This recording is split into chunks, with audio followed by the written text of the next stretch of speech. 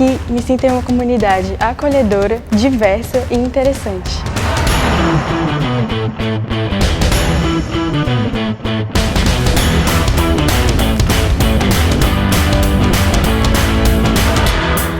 Eu gosto muito de sentar com os meus amigos, a gente conversa e compartilha as experiências que a gente teve ao redor do mundo.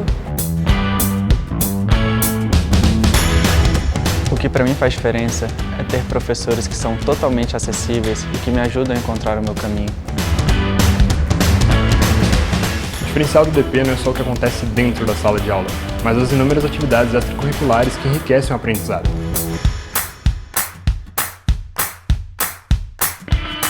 Aqui encontrei colegas que são inspiração, tanto pelo que pensam quanto pelo que fazem.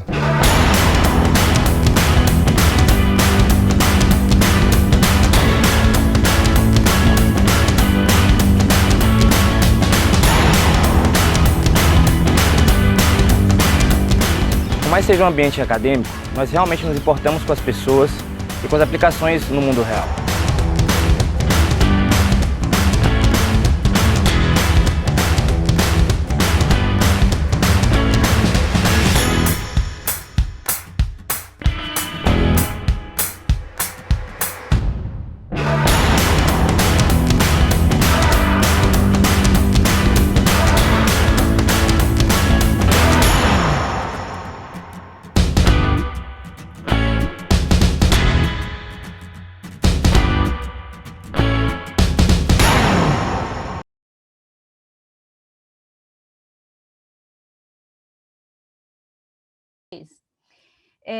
Até em função muito da fala da Cissa ontem, né, que quando a gente vai ainda dentro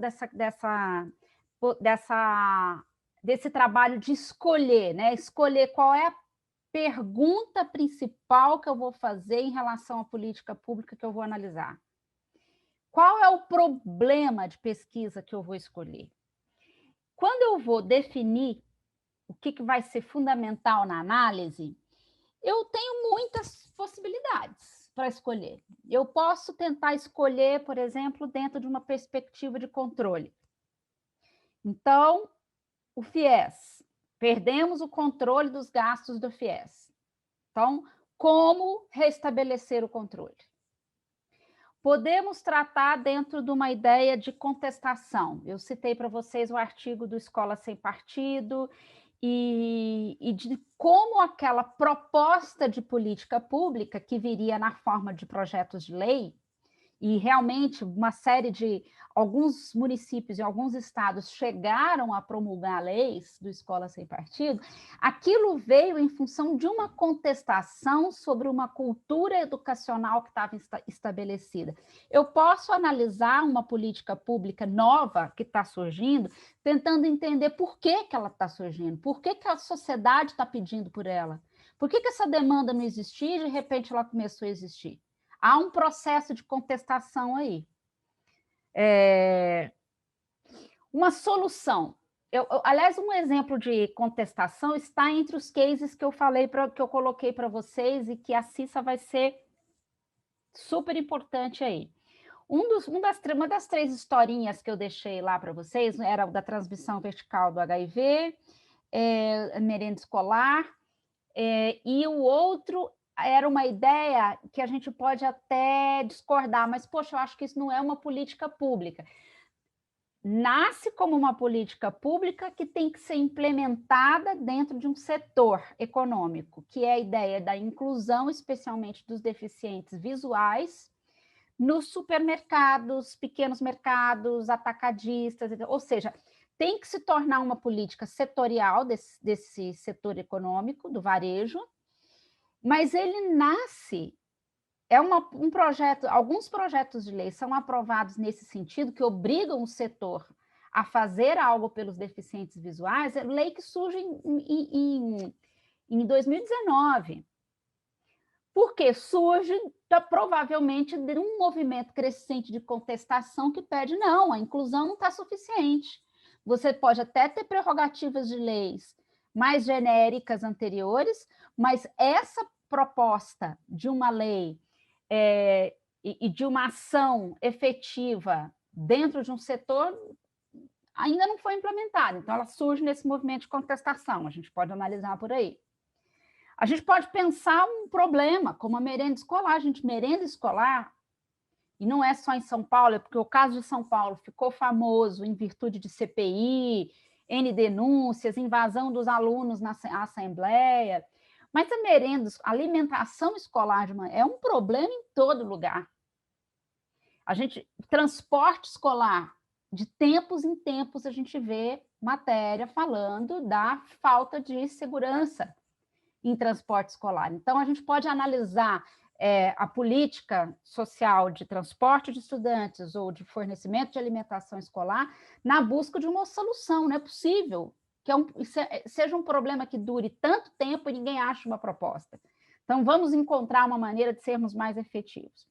E aí eu coloquei nessa tela uma série de outras palavras que poderiam representar assim, focos para a nossa análise. Governança. Como você pode estabelecer ou criar ritos, processos, mecanismos, sistemas que ajudem a alinhar os diferentes atores envolvidos numa política pública. Exemplo, Cissa deu um exemplo, ela já tinha me contado essa história antes, mas eu acho essa história muito boa. Aquela história, Cissa, da fila única para quem precisa de cadeira de roda, prótese, órtese, né? E que se você já tem, por exemplo, uma cadeira de roda e quebra a roda, a pessoa às vezes entra de novo na fila e fica lá, aquela filona. Existe aí um problema, e foi identificado um problema não só de informação, né? Mas de governança. Quem é que está cuidando dessa fila, que pode depurar essa relação? Como é que envolve outros agentes, que, na verdade, foi o que vocês fizeram depois? Acionar a ACD, criar um instrumento específico para dar agilidade a esses concertos e daí, né, por diante. É verdade. A própria Secretaria da Saúde não sabe, né? Então precisa de um controle, na verdade, né? Um planejamento e um controle disso, porque não tem. Exato. Quando você vai avaliar, você pode avaliar especificamente a ação do governo. Ele dá conta de fazer isso sozinho? Não dá. Ele tem sido eficiente com o recurso que ele tem colocado naquela política ou não? Está pouco. É uma outra perspectiva. Esse caso que eu estou dando da inclusão dos deficientes visuais em supermercado é uma ideia de uma política empresarial. Não é a rigor uma política pública, uma política empresarial, mas que tem o seu, digamos assim, a sua contribuição para dar para o desenvolvimento de um segmento. E dentro disso, o próprio governo também pode estabelecer, com projetos de incentivo, formas de estimular, né, outros setores a aderir a algumas políticas. Então, um exemplo muito comum, eu até acompanhei isso em Alagoas, que você tem o Nota Fiscal Cidadã, em que, enfim, o governo, claro, Secretaria da Fazenda, com o objetivo de fiscalizar, aumentar a arrecadação de impostos, reduzir fraudes, etc., estimulou, fez ali todo um casamento de ações para que as pessoas, como a gente também pode fazer aqui, doassem, né, você emite a nota fiscal e você sugere doar para alguma instituição, mas ali é um projeto mais complexo, né? Pode-se pensar em estabelecer parcerias entre governo e alguns setores, como uma associação comercial de um município, para tentar fazer com que uma determinada medida se cumpra com mais participação social. E aí vai, né? Uma ação coletiva, de que maneira a gente pode usar uma política, eu posso estimular a participação social, participação cívica, e não com empresa só, mas com cidadão, pessoa física, nessa política. E quando você tem o samba, eu não vou falar o ditado horrível, porque eu não falo, o samba doido, que também não poderia falar, né? Tá vendo? Politicamente, tá vendo? Olha que difícil que é. Enfim, quando a gente tem uma grande descoordenação, uma loucura, né, você tem um grande desafio. Como é que você coloca ordem nisso? Eu me lembro como se fosse hoje, logo no início do governo Lula, quando criaram o programa Fome Zero. Não se chamava Bolsa Família ainda, estava ali criando toda a institucionalidade do Fome Zero. E o que o governo levou de pau em função da bagunça que era, até que conseguiram criar, por exemplo, um cadastro único. Hoje, se não existisse esse cadastro único, nós não teríamos, provavelmente, como colocar em prática com a agilidade necessária o programa de auxílio durante a pandemia. Não teríamos como casar os dados de quem recebe o Bolsa Família, como vocês vão ver escrito no programa da merenda escolar. Alunos de famílias em condição muito vulnerável, que se alimentavam na escola, sem aula, perderam a possibilidade de se alimentar na escola durante a pandemia. Por conta do cadastro da família como beneficiária do Bolsa Família, essas pessoas conseguiram imediatamente ampliar o benefício com o merenda em casa, cada estado e cada município deu um nome para essa, né, para essa mudança, mas no governo de São Paulo foi merenda em casa. E que também se juntou a outras ações na sequência. Mas eu posso, dentro do meu recorte de análise, seguir algumas dessas propostas, né? O que eu vou mostrar para vocês hoje, que eu acho que eu estou aqui retomando um pouco dos slides anteriores, que por uma tradição nos estudos sobre políticas públicas, de análise sobre política, nossa tradição que vem do jeito americano de ver as coisas, extremamente pragmático, que busca relação de causa e efeito, que busca essa racionalidade lógica nos programas sociais, as nossas análises estão muito voltadas para estabelecer o controle de uma política, definir quem são os experts, os especialistas que vão cuidar dela e quem tem autoridade maior para assinar um documento, aprovar uma alteração, distribuir os recursos. Então, essa tem sido a perspectiva mais dominante em análise de política pública. Restabelecer, assumir o controle, já que nós vivemos, e não somos nós, Brasil, somos...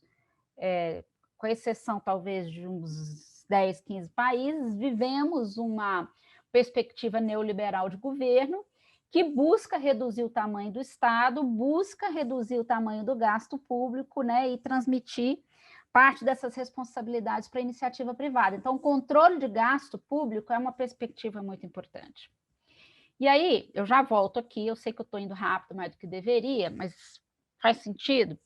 Dentro dessa ideia de uma perspectiva mais neoliberal, uma perspectiva de controle do Estado ao estilo americano, se instituiu a corrente dominante teórica em políticas públicas hoje, que se convencionou chamar de nova gestão pública.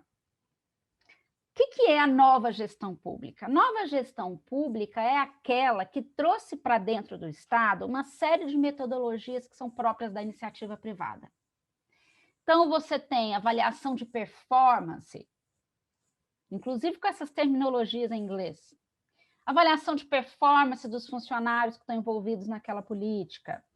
Você tem... análise de impacto, você tem muitos governos trazendo, eu acho que, aliás, isso é uma coisa muito interessante, trazendo regras de compliance, que é basicamente estabelecer regras, né, de conformidade com a lei, com princípios éticos e aplicá-los à gestão pública. E isso tudo, se a gente colocar essa ideia de você trazer para o ambiente do Estado, a mentalidade de uma gestão mais de controle, mais rigorosa, mais austera,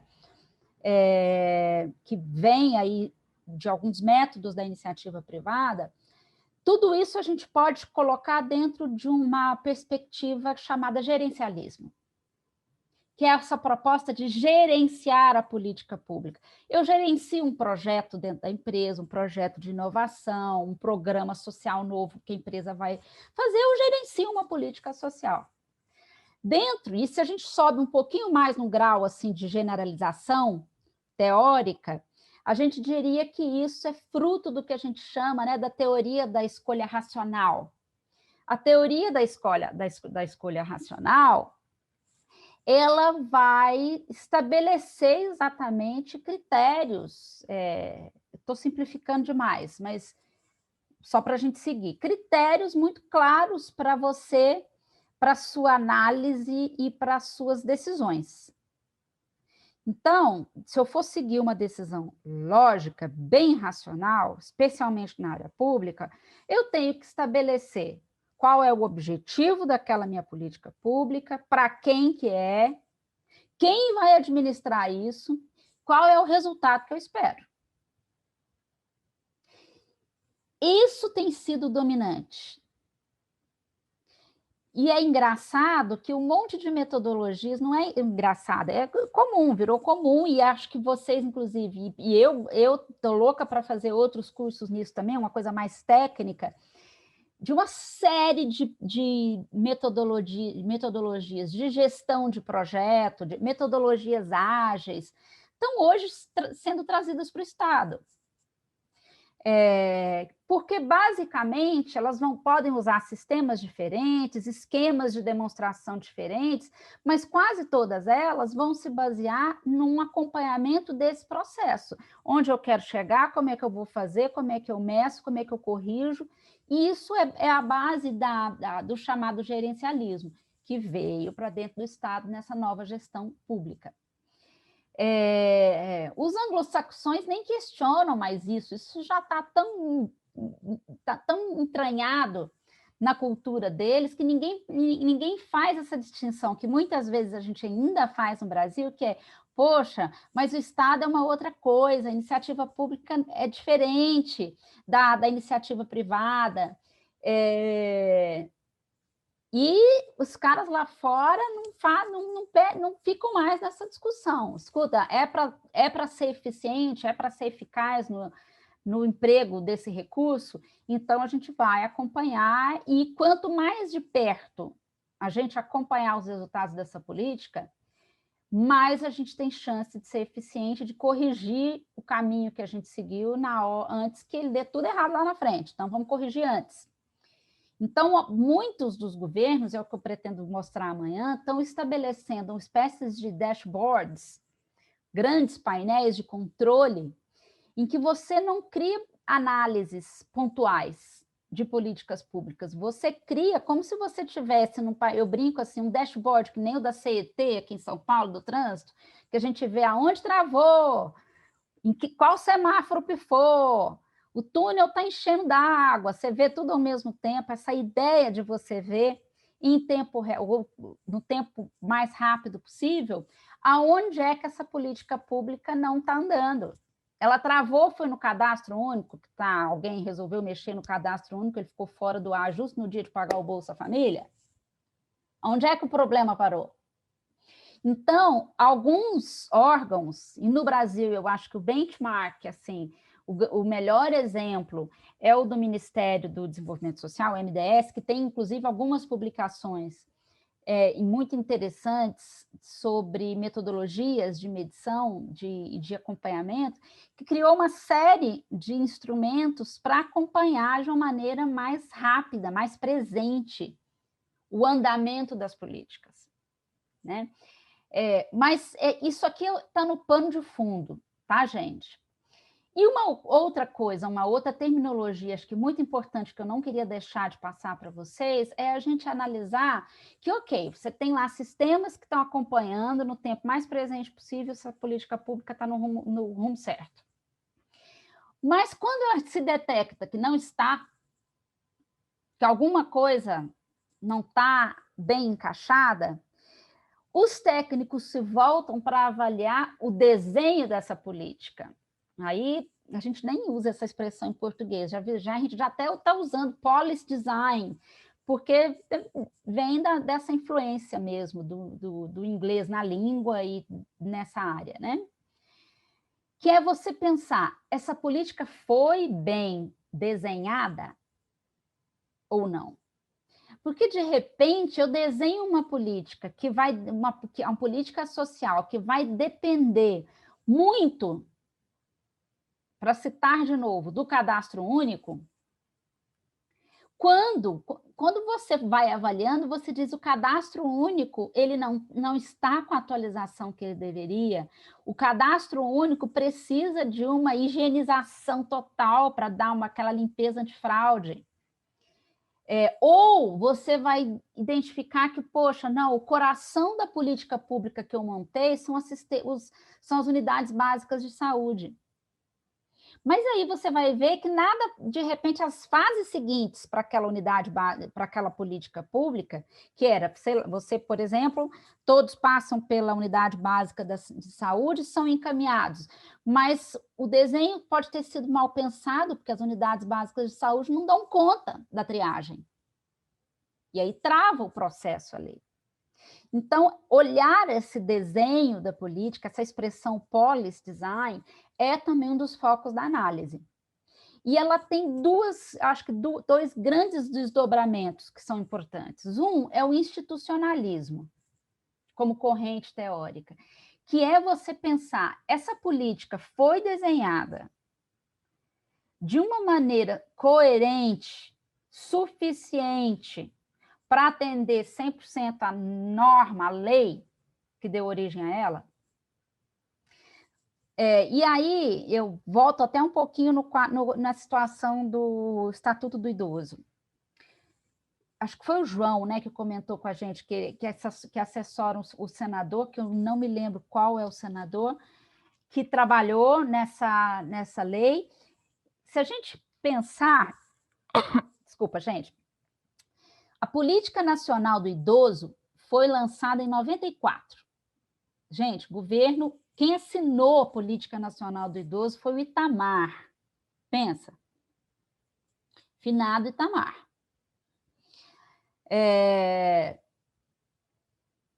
Da Política Nacional do Idoso para a promulgação do Estatuto do Idoso, porque aí a política ela é super genérica. Coloquei, inclusive, eu não sei se eu coloquei, acho que eu coloquei para vocês a íntegra aí num dos arquivos do Canvas. O Estatuto vem em 2000, ele é promulgado em 2003, levou quase 10 anos para chegar ao Estatuto do Idoso, que, como a gente viu naquela matéria, criou uma série de sanções para diversas situações e traz especificações de direitos dos idosos em saúde, educação, transporte, daí vai. Depois disso, junto com o Estatuto, se estabeleceu que deveria nascer o Conselho Nacional do Idoso. E o Conselho Nacional do Idoso desdobra-se, cada estado tem o seu conselho e cada município tem o seu Conselho Nacional do Idoso, ou, em alguns casos, Conselho da Pessoa Idosa. Muito município não tem. E criou-se depois a possibilidade, toda a regra, que especifica o Fundo Nacional, o Fundo do Idoso, que, aliás, é um fundo municipal. Demorou, mas não sei quanto tempo, para se especificar de onde vem o dinheiro para o Fundo Municipal do Idoso. E de onde vem, como aplica, quem zela, quem monitora, deve ser o Conselho Municipal. Então, você tem uma hierarquia bem institucionalizada, criada, mas uma forma de você analisar a política do idoso. Numa cidade, eu fiz um exercício aqui que daqui a pouco eu vou mostrar, numa cidade como a minha, eu sou do interior de Goiás. Se você você pode simplesmente olhar, ok, uma lei que é tão antiga, uma política que é tão antiga, ela está sendo cumprida nesse município? E aí você abre a lei e, quase como num checklist, você vai verificar o que já foi implantado e o que não foi. E isso vai dar subsídio para o próprio Conselho Municipal e, por sua vez, para os gestores do Fundo Municipal para estabelecerem prioridades, urgências. Quais seriam as urgências que o município ainda já deveria ter criado e não criou? E não está cumprindo a lei. Então, uma perspectiva é essa, institucionalista, que precisamos seguir as regras. Onde não estamos seguindo, vamos criar uma política para seguir. E uma outra perspectiva, que essa perspectiva mais gerencial, ela é chamada da linha instrumental, né, ou instrumentalista, que tem os principais autores que vão dizer que, não, para você analisar qualquer política pública, não faz sentido se você não for avaliar a real implementação dela. Quanto que ela tem de dinheiro, qual é a equipe técnica que cuida, qual é o resultado, qual é o prazo para ela alcançar aquelas metas e daí por diante. Então, isso já nos indica algumas questões muito... Ontem eu reforcei muito a importância da gente definir, né? Acho que a Aline também perguntou, poxa, mas como é que eu escolho o meu problema, né? A minha pergunta central para análise. Essa é a primeira questão. A segunda, que para tudo que a gente vai começar para analisar, seja porque eu quero fazer uma pesquisa que vai subsidiar a criação de uma política, ou seja, eu vou criar uma pesquisa que é diagnóstica para a política pública, ou porque eu vou analisar o resultado de uma política já criada, eu preciso olhar assim, que estoque de conhecimento, que dados já existem disponíveis que eu posso usar. Eu posso usar dados do censo, posso usar os dados que a Secretaria de Saúde já possui, dados de crianças matriculadas na escola, que a Secretaria de Educação tem. Quais são os bancos de dados que eu posso usar para fazer análises que também sejam econômicas para o próprio Estado, porque é caro fazer pesquisa. Quando você vai aplicar uma pesquisa que a gente diz, olha, eu vou coletar dados primários, ou seja, dados que ninguém coletou ainda. Eu vou coletar os dados para essa pesquisa, são dados primários. Pela primeira vez a gente vai ter esses dados na mão. Custa caro, principalmente quando você envolve entrevista de pessoas. Hoje se usam... são muito usados os painéis online, porque você consegue criar grupos de discussão, ou você consegue aplicar pesquisas online, mas com um problema de amostragem, porque se você está fazendo online, você está pegando quem tem acesso à internet, quem tem alguma alfabetização digital para lidar com essas respostas, mas não deixa de ser uma forma de economia. Então, muito interessante. Eu vou fazer um planejamento de pesquisa de política pública, eu preciso pensar que também isso custa. Então, que dados eu posso ter que eu já posso trabalhar com eles? Quem faz... como eu estava muito interessada na época do meu doutorado na discussão da violência escolar, a gente viu vários exemplos de dados... de analistas que usam os chamados microdados dos sistemas de avaliação do MEC, do INEP, né? O Enem e outros, sistema de avaliação da educação do ensino fundamental, que é esqueci o nome agora, tem alguns sistemas que são estaduais também. Então, quando o aluno vai, e a mesma coisa do ensino superior, o aluno vai fazer a prova, tem ali o questionário de perfil dele. E muitos estudiosos usam esses dados, que são chamados os microdados, para pegar o perfil dessas pessoas e depois cruzar, por exemplo, com local de moradia, desempenho na prova. E aí, a depender do local de moradia, você começa a pesquisar quais são os dados de violência naquele bairro onde ele mora. E qual é o desempenho escolar daqueles jovens que estudam ali. E aí você começa a tentar construir lógicas estatísticas para buscar entender se existe alguma relação entre a violência do bairro e o desempenho escolar desse aluno. Mas o pesquisador não foi coletar esse dado novo, ele foi se debruçar sobre bancos de dados já existentes, o que já deu um senhor trabalho. Aliás, nenhum desses trabalhos assim conseguiu ajudar a responder muito o que seria uma causa mais efetiva, uma relação mais próxima entre violência escolar e desempenho escolar. Mas, enfim, é uma questão que a gente precisa levantar. Que estoque de dados eu já possuo e que eu posso trabalhar? E, obviamente, olha, tem dado, preciso de um dado, estou fazendo desenho aqui da minha pesquisa, da minha análise de política social, e esse dado eu não vou achar em nenhum lugar, eu preciso construir esse dado.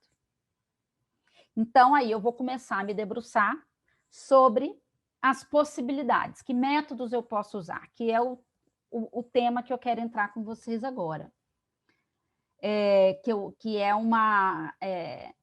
Que a gente entra especificamente numa coisa mais mão na massa. Eu sei que tem um monte, eu vou sair dessa tela aqui, vou dar a palavra para vocês, mas eu queria até olhar, porque eu estou vendo que tem um monte de pergunta aqui, eu não consegui olhar enquanto eu estava falando, mas estou olhando aqui agora, peraí. Deixa eu ver, a Maria... Contestação, Maria, é quando... É Maria mesmo, né? Ou Maria, né, Maria? A contestação é quando a gente está pensando, olha, qual foi a controvérsia ou a discordância social que surge em relação a uma demanda, um problema social, e alguém vai pedir, um grupo, uma minoria, vai pedir que uma política social seja criada, porque aquele grupo não concorda mais com a política que existia antes. Então, é nesse sentido. Deixa eu ver aqui. O que mais? O Fome Zero, o Adit, né? Era uma loucura total naquele Fome Zero. Plano de metas também, planejamento estratégico, gerenciamento de projetos. O policy design não vem do design thinking, não, Ivone. O design thinking é uma coisa que vem bem mais nova. Policy design não chega a ser uma metodologia específica, como o design thinking tem, né? Ele é uma expressão para você pensar qual é a estrutura, qual é o desenho, né, da sua política. Se você tiver que colocar a sua política num esquema, como se fosse até um fluxograma, né? Sei lá, o cara chega na UBS, da UBS ele é encaminhado para um laboratório, do laboratório para tal. Então, na verdade, é só uma forma é uma expressão mais genérica do inglês, mas que as pessoas acabam usando muito.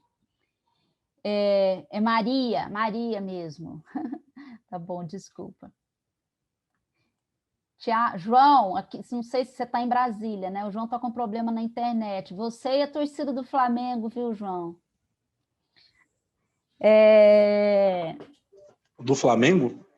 Não, é porque é mania de dizer, né? Você e todo mundo. Porque você não é flamenguista, não? Não, é que eu sou flamenguista e o jogo tá passando, então parece que é uma desculpa para eu não ver a aula e ver o jogo, por isso que eu assustei agora. Nem sabia que o Flamengo estava jogando, não. Não, mas aí só passa no Premiere, eu não assino o Premiere, não, tá tranquilo. Tá bom. Então, galera, alguma questão em relação a isso até o momento? Estamos bem por enquanto?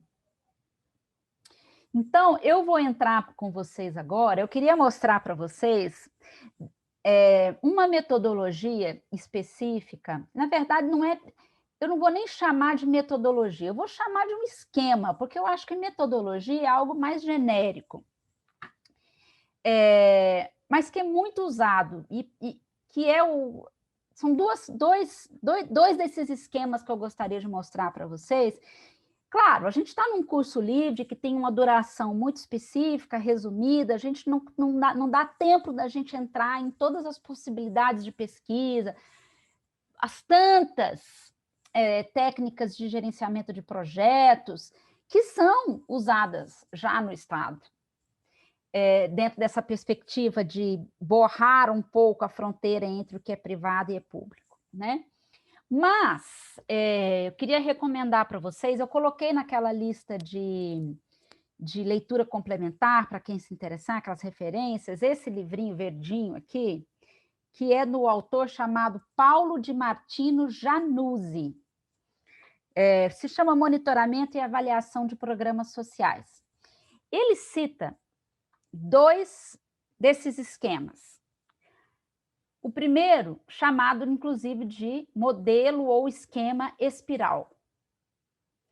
E ele tem todos eles têm uma demonstração gráfica mesmo. E o outro é um mapa de processos e resultados. Então, eu vou começar, eu vou tentar, hoje eu estou bem comportada com os meus slides aqui, eu não costumo ser não, viu, gente? Quem é aluno meu sabe que eu pulo de slide para slide, é uma loucura. Mas hoje eu estou querendo ser mais certinha. E vocês vão me brecando, tá? Às vezes não dá tempo de ouvir o chat, de responder na hora, pode me brecar. Uma coisa interessante é a gente pensar, a primeira coisa é a gente pensar, o que eu estou analisando? Eu estou analisando uma política gigantesca, como a Política Nacional do Idoso, ou eu estou analisando um projeto específico criado para dar conta de cumprir essa política? Então, dentro do governo, quem trabalha no governo, não sei se é essa a nomenclatura, o padrão de numeração que ainda se usa, mas me importa mais aqui falar um pouco da hierarquia, né? Você tem um grande setor, uma grande função, digamos assim, uma função do Estado, que é prover educação. Dentro da educação, você tem uma subfunção, que é o ensino médio. Dentro do ensino médio, tem lá dentro do Plano Nacional de Educação, por exemplo, uma série. Aí você vai entrar nas diretrizes curriculares, nos parâmetros curriculares, você vai encontrar lá uma série de demandas que o ensino médio tem que dar conta de resolver. Entre eles está lá a questão de habilidades, desenvolvimento de competências motoras dos alunos, até que você vai chegar nos programas de esporte na escola. E dentro, vamos imaginar que a gente trabalha ou no estado ou no município, e olha, mas ok, a gente precisa melhorar, a gente precisa entregar mais essa questão do desenvolvimento físico, motor dos alunos, tal, mas a gente vai fazer uma averiguação e as escolas não têm onde fazer essas atividades. Então, cria-se um projeto, que é construir ou reforçar quadras desportivas. O projeto sempre tem um prazo de concretização. E para ele funcionar, a gente desdobra esse projeto em várias atividades. Então, eu vou ter, provavelmente aqui, atividade primeiro de, olha, vamos monitorar por regional da cidade, onde é que as quadras estão piores. Escola que tem quadra e que está ruim, escola que não tem nenhum espaço. Vamos fazer um mapeamento de como está. Isso é uma atividade. Aliás, a própria pesquisa inicial pode ser uma atividade. Uma outra atividade é você fazer a licitação de um projeto arquitetônico para todas as escolas ali de uma determinada região. Outra atividade específica é você licitar a construtora que vai fazer.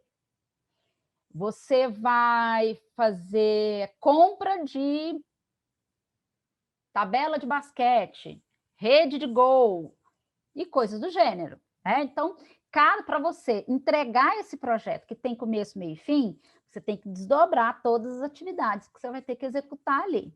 Então, quando a gente fala de, poxa, a gente vai fazer análise de uma política social, às vezes isso está grande demais. Provavelmente você vai ter que ter muita equipe, muito recurso, inclusive tecnológico, para dar conta de analisar uma política inteira. O que é mais comum em função disso? E dentro do que eu vinha dizendo para vocês, a gente tem um recorte de análise. É você analisar um projeto. ou analisar uma questão específica, esporte na escola. Por exemplo, dentro do que a Cissa falou ontem, né, de tudo que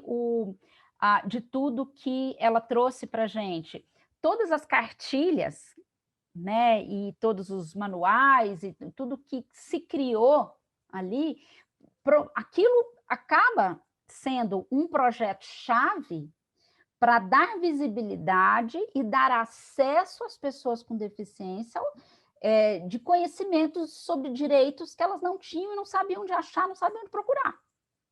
Então, um projeto específico. E aí, dentro do projeto, quem vai escrever, quem vai diagramar, quem vai fazer a audiodescrição e daí por diante. Professor. Pode falar, querida, pode me perguntar? interromper. Claro. Pegando esse exemplo da Cissa, então vamos dizer, a política seria a política nacional, desculpa se eu falar alguma coisa errada, porque eu não sei, a política nacional de inclusão de deficientes físicos, enfim. E aí, a subfunção seria o projeto, quer dizer, esse projeto que a senhora acabou de falar estaria dentro da política, vamos dizer, de acessibilidade. Pode não ser. sei se seria... Isso. Seria a ideia é sempre a gente desenvolver essa lógica de uma hierarquia, sabe, Aline? Então, dificilmente a gente vai conseguir criar um projeto de análise para analisar a educação inteira do Brasil. Não é? Até as provas, hoje, de avaliação, elas precisam ser segmentadas. E olha lá, hein? E olha lá. Não costuma não dar muito certo. Né? Quando o Enem não traz todos os dados que você precisa, e o Enem vai analisar só o ensino médio. Você vai pegar a prova Brasil, que é uma outra coisa. Você vai pegar o exame do PISA, que é outra coisa. Então, são exames de desempenho escolar. Então, pode falar. Então, isso, por exemplo, o Enem seria um projeto para analisar se a política de educação do Brasil está dando certo. Vamos pegar o caso do Enem, tá? Então, a gente tem a função educação, a subfunção ensino médio, o programa avaliação de desempenho, o projeto Exame Nacional de Desempenho Escolar. E aí, minha filha, os coitados lá, para definir o mapa de atividade, para você colocar um Enem de pé, vamos combinar, né, gente? Que não é pouca coisa. Mas eu estou querendo até chamar a atenção de vocês, até para quem tem uma veia mais acadêmica, né, que gosta da pesquisa acadêmica nessa área. Provavelmente, nas nossas pesquisas, a gente vai ficar só no limite do projeto. Porque, já que a gente estava falando da vida como ela é, né, na vida como ela é, a gente não tem financiamento, raramente a gente tem financiamento para pesquisa acadêmica, a gente tem dificuldade de acesso a dados oficiais. Então, você vai precisar fazer a sua coleta, o que demanda tempo. Então, geralmente, a gente vai acabar ficando mais restrito em um projeto específico. Bem, deixa eu ver aqui quem é que colocou bem. Eu estou tentando... A análise é complexa, são vários aspectos, muito, muito complexa. Bem, seguindo aqui, pessoal, dentro da avaliação de programas sociais, a gente pode pensar em avaliar se o desenho da política, ou o desenho do programa, ou o desenho do projeto, se ele está bem, mesmo antes dele ser implementado, você consegue olhar em termos até de um fluxograma mesmo, se todas as etapas daquela política foram pensadas. Então, vamos dar um exemplo. Eu vou dar um exemplo colocando na tela aqui para vocês o pequeno...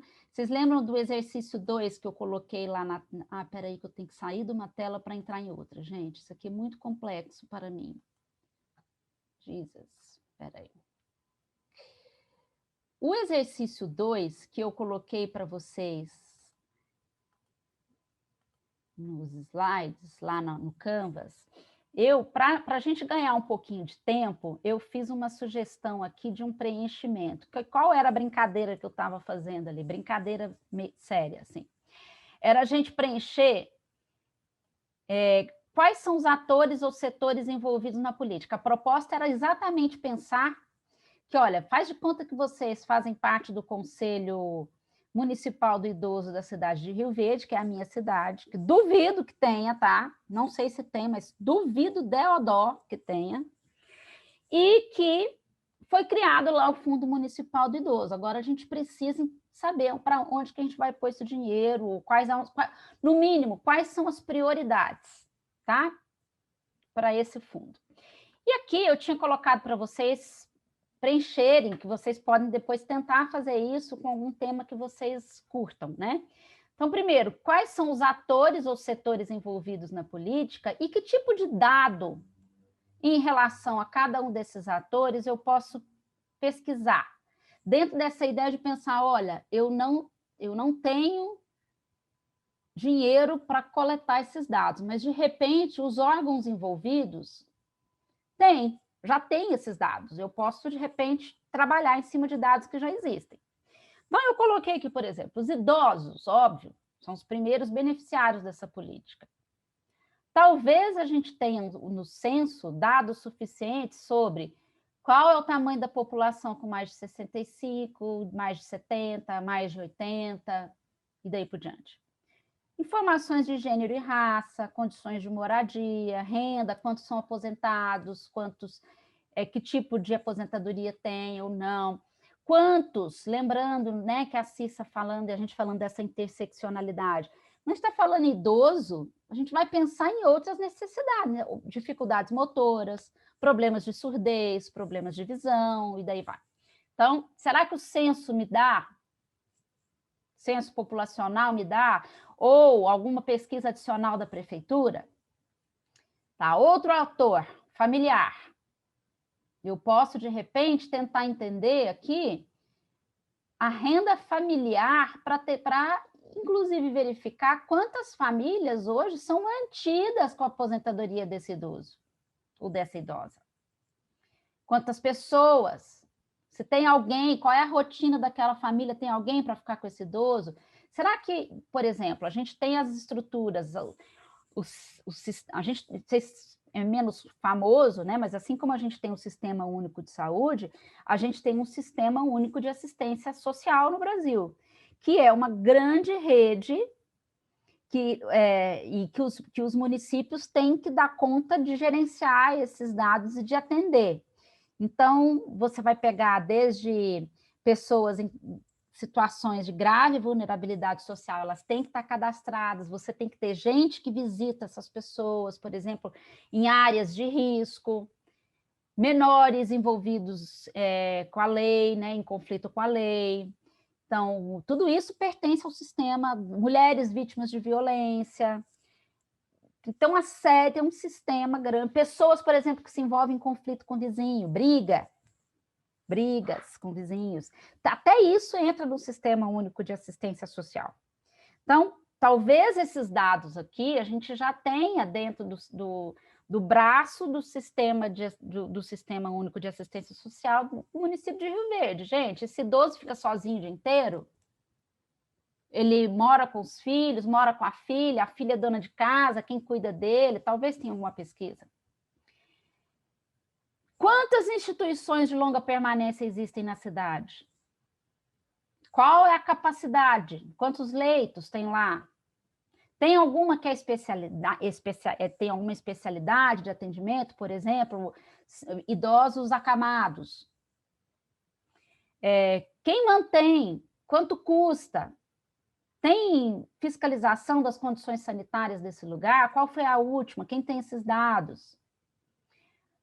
Forças de segurança, corpo de bombeiros. Muitas vezes o corpo de bombeiros é chamado para acudir, né, um morador, um idoso que às vezes passa mal, ou alguém que está preso, enfim, uma série de problemas de enchente, o corpo de bombeiros conhece aquela região.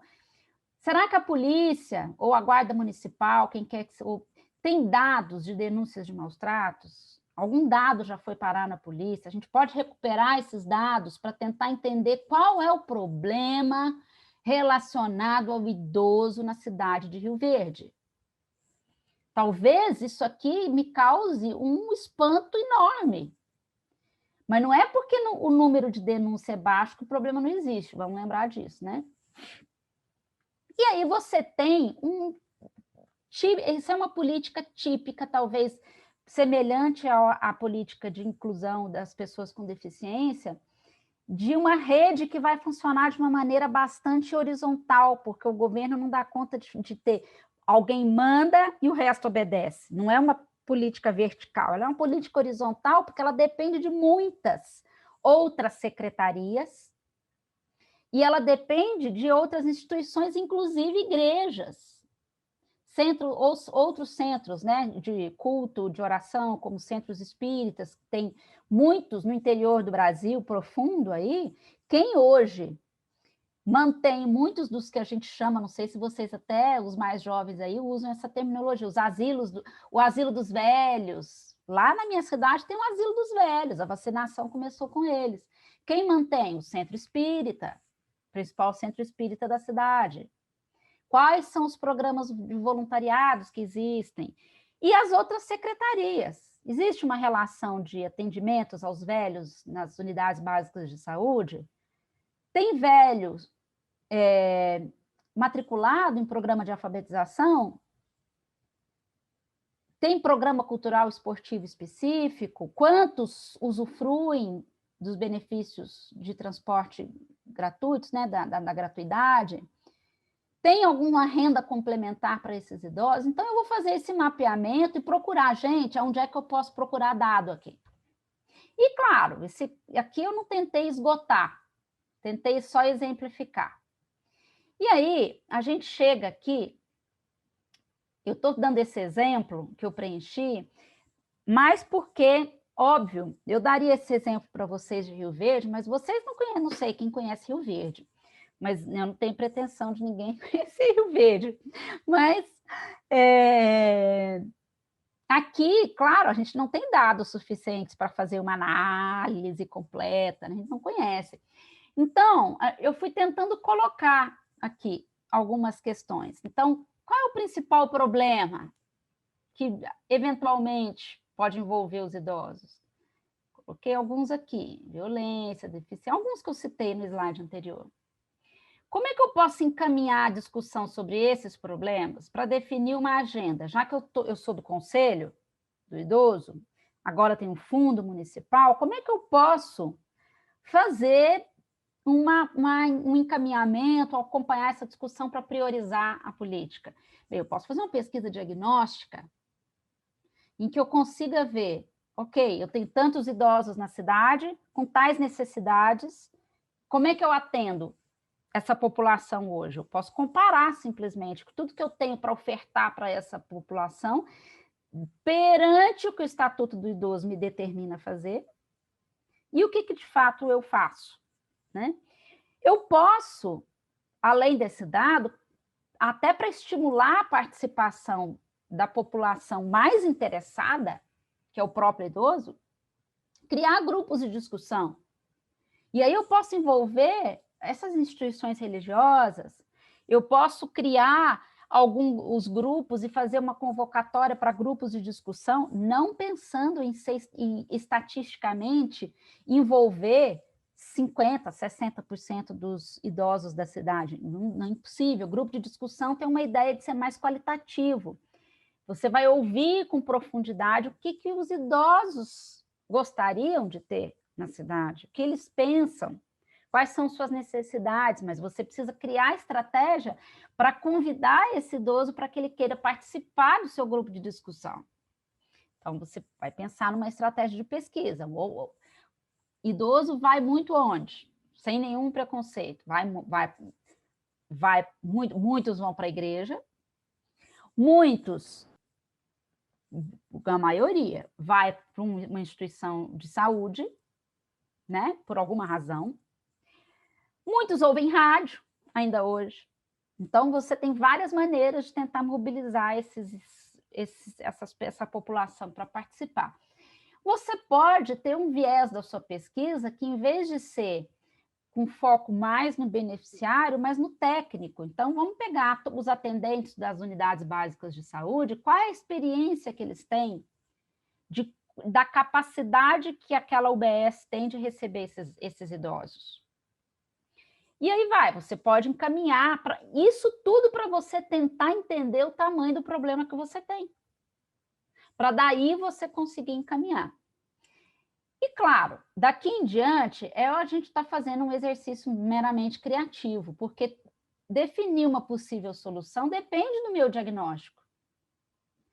Mas, um programa de atendimento eu posso criar, como a Jéssica estava contando para a gente, né, da creche dos idosos, lá de Indaiatuba, e do projeto que lá no Rio vem com outro nome. Eu posso pensar, de repente, minha prioridade é a violência familiar contra o idoso. Então, que tipo de ação a gente pode fazer? Precisamos urgentemente tirar os idosos que comprovadamente estão dentro de um quadro de violência, eles precisam ser protegidos, eu preciso criar vagas nas instituições de longa permanência. Ou eu preciso, é o seguinte, olha, eu tenho um fundo, mas eu não tenho nenhuma garantia de que eu vou conseguir, que vou ter dinheiro nesse fundo. Porque uma das regras do fundo municipal, do idoso, é que ele não pode ser, o dinheiro não é voltado para uma política de longa duração. Então, não pode ter mais, parece que de 24 meses. Então, e por quê? As políticas de longa duração, o governo tem que dar conta delas. Então, o fundo acaba sendo usado para questões mais complementares à política, né? Ou para reforço. Então, só que vem do quê? Vem de multas, vem de isenção de imposto de renda, você pode doar para o fundo, se você quiser, né? Parte do seu imposto de renda, tanto de pessoa física quanto de pessoa jurídica. Mas eu preciso, de repente, olha, o que eu preciso agora tem um monte de ideia, mas eu não tenho dinheiro para o fundo, preciso criar uma campanha para as pessoas doarem seu imposto de renda. Ou as UBSs não dão conta de atender os idosos com a especialidade, então eu preciso criar centros de referência em geriatria na cidade. E toda avaliação vai te pedir, toda avaliação, eu estou mostrando porque vai ficar claro, isso aqui eu criei, esse não é um esquema do modelo espiral, mas o modelo espiral vai te fazer praticamente as mesmas perguntas, porque é da mesma lógica racional de análise. Você vai fazer uma síntese de quem você vai envolver, quem são os atores, qual é o prazo do projeto, em que arena você vai discutir esse projeto e possibilidades de avaliação de resultado. Eu posso, por exemplo, se o meu problema maior for um atendimento falho na saúde, olha, eu quero reduzir o tempo de espera para consultas e exames para a população com mais de 65 anos. E isso é um resultado bastante prático, objetivo, para que eu possa monitorar depois. Olha, reduziu? Quanto é hoje o tempo? O tempo médio é de 3 meses para uma consulta. Então, a nossa meta é reduzir pelo menos 50% esse tempo de espera. Agora, se eu estou construindo essa meta, eu tenho que já especificar uma maneira que eu vou documentar. Exatamente. A partir do momento que o idoso pediu uma consulta, tem sistema para monitorar o tempo que ele está usando, que ele está esperando para ter um retorno? Então, e assim vai. Número de inscritos em programas de convivência, novos idosos acolhidos em instituições permanentemente, né, instituições de longa permanência, redução no número de denúncias, mas isso não é uma boa medida. O fato das pessoas denunciarem menos não significa que o problema passou a existir menos. Então, você pode combinar essa proposta de resultado com, de repente, um trabalho que o Sistema Único de Assistência Social, as equipes que visitam as famílias em situação de vulnerabilidade, se eles voltam dessas visitas nas famílias com registros de eventuais suspeitas de maus tratos. Houve uma redução? Eles perceberam alguma melhora? E daí vai. Então, isso aqui é um exercício muito simples, mas para a gente treinar o nosso raciocínio lógico dentro da história da teoria da escolha racional, que eu estava mencionando dos americanos. A creche do idoso é uma ótima ideia pensando no bem do idoso. A Jéssica está aqui comentando. Catarina falando aqui com a Aline. Professora, Fala, essa Aline. teoria da escolha racional é a mesma teoria da escolha racional falada nos cursos de ciências políticas? É a mesma. Ela é, digamos assim, uma teoria... ela é basicamente uma... Ela está muito mais relacionada com a epistemologia, que é uma forma de você produzir conhecimento, né? E a partir dela você tem várias teorias que se desdobram, que vão para a área da ciência social, vão para a área da ciência política, vão para a área da comunicação, tem teorias que derivam dela também. A lógica é a mesma, tá, Aline? Tá. Muito obrigada. Imagina. Bem, esse exemplo que eu dei, que eu respondi aí ao exercício 2, era para a gente poder entrar exatamente... Esse exercício indica o desenho inicial de uma política. O modelo espiral, eu acho que essa minha tela eu vou reduzir um pouquinho para vocês conseguirem vê-la inteira. Isso. O modelo espiral de análise de política pública, ele também tem o objetivo de demonstrar de uma maneira muito rápida qual é o desenho da sua política. Então, imaginemos o seguinte, eu tirei isso aqui exatamente desse livro que eu recomendo para vocês, que é o livro do Januzzi. Oi, Cata. Desculpa, era para a gente estar vendo alguma coisa na sua tela? Não, bem. Espera aí. É que eu tirei de uma tela, agora sim. Deu. Coisas de Zoom. Ainda bem que você me avisou, Cata, senão eu ia ficar falando aqui o tempo inteiro. Bem, o modelo espiral, gente, que é o super usado como, digamos assim, um desenho prático, simples, para as primeiras discussões sobre uma política social, para uma política pública em geral. No nosso caso aqui, estamos falando basicamente de política social, né? Espiral, por quê? Olha, os númerozinhos, você começa no centro aqui, depois você completa, digamos assim, né, a outra órbita aqui. Então, assim como eu fiz no exemplo dos idosos, aqui a gente vai identificar o problema geral. Pensando que, no meu caso dos idosos ali, eu estava desenvolvendo uma ideia de que eu precisava primeiro entender o tamanho do problema que eu tenho com os idosos em Rio Verde. O modelo espiral, você vai montar quando você já tem um diagnóstico. Então, você já sabe qual é o problema, vocês já identificaram qual é o problema, você então tem condições de fazer uma síntese desse problema aqui. Relacionar demandas que a população está pressionando, pode estar pressionando o órgão público a responder, e diante disso, o governo criou um programa que tem tais objetivos aqui na bolinha 3. Bem, ok, eu quero alcançar esses objetivos aqui. Só que, para eu montar o meu programa bonitão, não posso desconsiderar o meu contexto. Posso, de repente, não ter condições. Me faltam recursos, me falta alguma coisa para cumprir. Eu considero esse contexto, mas eu especifico as atividades e digo, ok, eu tenho esse contexto, mas eu preciso realizar essas atividades, então aqui, olha, essas atividades só vão conseguir ser resolvidas se as condições no item 6 forem resolvidas, né? Forem dadas, forem solucionadas. E aí eu vou mostrar um exemplo para vocês. Tá muito pequenininho para vocês lerem? Dá para ler? Consigo ler, sim. Beleza. Obrigada, Doute. Ô, Doute, saudade de você. Saudades também.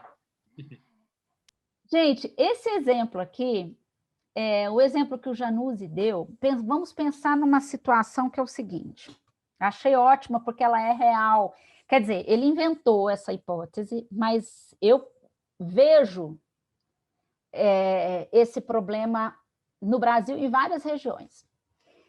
Um consórcio de municípios, numa determinada região, resolveu, né, teve um prefeito líder, um cara naquela região, que falou, olha, nossa região não tem uma vocação econômica forte, ela não, sozinho, cada município sozinho dificilmente vai ter condições de atrair investimento, de gerar renda para a população. Então, vamos montar um consórcio em que a gente possa pensar em fortalecer economia e renda na nossa região como um todo. E esse grupo de gestores públicos definiu que uma saída para aquela região era investir em turismo, uma região que tinha algum potencial turístico interessante e que resolveu investir nisso. Alguém conhece alguma experiência dessa no Brasil, gente, que gostaria de comentar? Porque eu conheço algumas, elas são muito interessantes.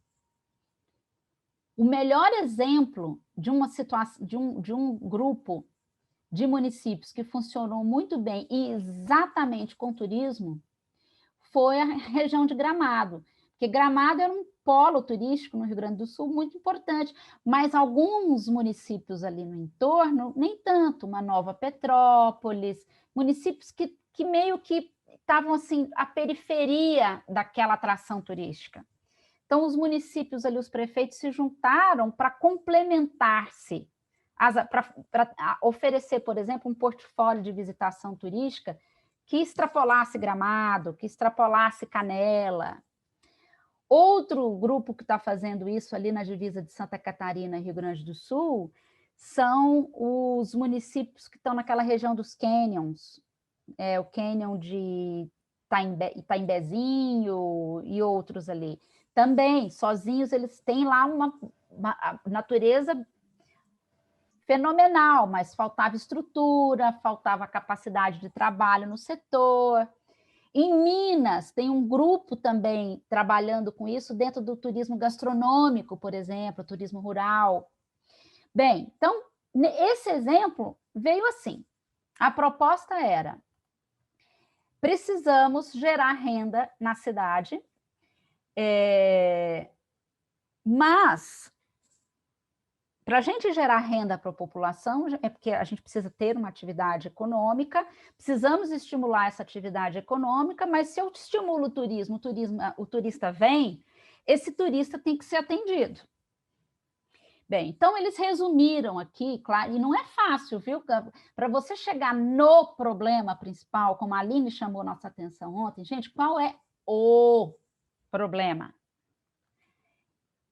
Muitos técnicos, aumentei aqui, ficou melhor, muitos técnicos vão passar reuniões e reuniões e reuniões discutindo a frase que sintetiza perfeitamente esse problema. Nesse caso, eles colocaram aqui, falta de oportunidades para inserção produtiva e mobilidade ocupacional da população em idade ativa. Que ok, eu estou criando o projeto de turismo, não é porque eu acho legal, não é porque eu quero que o dinheiro corra na cidade loucamente, não, eu criei este projeto turístico exatamente porque falta uma alternativa de renda para a minha população. Falta renda e falta oportunidade de emprego para a população ativa. Então, eu preciso criar essa alternativa. Então, o projeto de desenvolvimento local veio em função deste problema. Só que aí, a gente começa a chegar aí a gente vai recortando, né? Vamos afunilando a nossa questão. Tem algumas demandas sociais. Vamos tentar uma síntese também. Demanda social aqui principal, no item 2. inexistência de mão de obra qualificada para atividades relacionadas ao projeto regional de desenvolvimento do turismo. Ok, então, meu problema é que faltava renda, eu criei um projeto de turismo. Mas agora, para esse projeto de turismo funcionar, qual é a demanda que a minha população tem? E a minha população precisa de conhecimento técnico para trabalhar. E o setor empresarial também demanda essa mão de obra qualificada. Ah, eu quero convencer o fulano, o beltrano e o ciclano a construir pousadas, abrir uma operadora de turismo local. Mas eu preciso, ele não tem garantia de que vai ter gente boa trabalhando, o negócio dele pode afundar rapidamente, ele não quer isso. Então, o governo tem que resolver esse problema da mão de obra. Cria, então, um programa para isso. Com quais objetivos? Ofertar, né? Então, oferta de programa regional de qualificação profissional com ênfase em turismo em escolas técnicas nas prefeituras da região. Então, o programa, vamos pensar, Aline, dentro daquela hierarquia, a gente tem lá economia e renda, ou trabalho e renda, na função principal. Embaixo, você tem qualificação profissional. Terceiro, você tem criação de projetos educacionais técnicos. E aí, quarto, você vai utilizar a sua capacidade nessas escolas técnicas para desenvolver projetos específicos em turismo. Esse é o seu programa. Ok? Vilas Criativas, eu não sei se eu conheço, Ivone, nesse caso. É Cambará do Sul mesmo, isso mesmo, gente. Deixa eu ver, o que mais aqui? Bem, esse é o nosso problema, essa é a demanda, o objetivo do programa. Pode falar, Ivone. Posso falar? Claro. O programa, você está falando aí, eu tô enxergando nessa aplicação, né, esse programa das Vilas Criativas de Santos. A Prefeitura de Santos, a administração anterior e continua agora, criou as Vilas Criativas somente nas regiões de alta vulnerabilidade social. Então, criou nos morros, na zona noroeste, né? No Morro de São Bento, no bairro de Vila Nova, lá em Santos, só em regiões muito pobres mesmo, né? Por que a Prefeitura de Santos está fazendo isso? E criou a Vila Criativa, por exemplo, da Vila Nova. Vila Nova é um bairro que fica na região central de Santos. E os prefeitos, né, de alguns, eu diria de 2 ou 3 prefeitos para cá, vêm trabalhando na reurbanização da cidade, né, a reurbanização do centro, a recuperação do centro de Santos. E aí criou a Vila Criativa da Vila Nova, por exemplo, né? E aí, o que fazem essas vilas? Essas vilas, elas têm o objetivo de ajudar a comunidade local. Em que sentido? Oferecendo cursos para empreendedorismo, trazendo cursos semelhantes aos do Sebrae, trazendo a escola para essas vilas. Então, por exemplo, oferecendo, como a gente que vai oferecer projetos de memória, né, em uma dessas vilas, entendeu? Projetos de memória para o resgate do território, resgate da história, né? Nem é resgate, mas assim, é trabalhar mesmo a memória social do local, para dar mais visibilidade, mais sentido de pertencimento, promover a economia criativa local. Então, essas vilas criativas, elas existem para isso. Então, elas oferecem cursos de culinária, cursos de planificação, né? Atividades para as crianças fora, no contraturno escolar, entendeu? Na verdade, eu estou vendo isso aqui, estou enxergando a Vila Criativa. Eu até pensei em montar um projetinho, uma aplicação como essa nessas vilas criativas. Eu vou ver se eu faço isso amanhã. E é muito interessante como você tem uma interseccionalidade perfeita aí, né? Que é tanto a questão da zeladoria da cidade, né? Isso. Quanto geração de renda, quanto economia criativa, formação, a questão cultura, e daí vai. Cultura. Perfeito. Esporte também. Exato. Uma política preventiva do ponto de vista de segurança. Sim, tem até psicólogos lá dentro também, né? Psicólogos que atendem gratuitamente, né? Entre aspas, porque todo mundo paga por isso, né? Então, atendem a essas regiões. Então, hoje, se não me engano, são 7 vilas criativas que tem em Santos. Muito interessante. Você sabe, eu já tinha ouvido falar, mas sem detalhe, assim. Elas têm uma certa semelhança com aquelas fábricas de cultura do governo do estado. Sei. É alguma semelhança, mas elas oferecem mais serviços e elas são mais ativas, porque a população vai para lá. Eles, de alguma maneira, fazem com que a população, a comunidade participe. E olha, esse exemplo é um exemplo que... Imagina a gente tentar construir uma frase para sintetizar o problema. Qual é o problema geral que a gente vai solucionar com as vilas criativas? Não é fácil essa tarefa. Não é. Né? Um deles é o empreendedorismo para a mulher, por exemplo. Que eles trabalham muito isso. Empreendedorismo para a mulher. A mulher dona de casa, a mulher que é faxineira, enfim, que ela não tem, né? Ela tem dificuldade de renda. Muito interessante. E dentro dessa ideia de economia criativa, a gente tem várias iniciativas que funcionam também dentro dessa perspectiva primeiro, no sentido de tentar promover uma economia baseada em serviço, né? Você preparar uma mão de obra técnica voltada para áreas relacionadas à tecnologia, algumas coisa de alfabetização digital, design, trabalhos com artes e outros tipos de serviços também são pensados dentro dessa perspectiva, em que você tem uma necessidade de gerar renda, de gerar trabalho, de movimentar a economia, mas na hora que você vai criar o seu programa, você tem que encontrar esse foco, ou o que a gente chama assim, esse ponto nodal. Significa qual é o centro, que nó eu vou construir.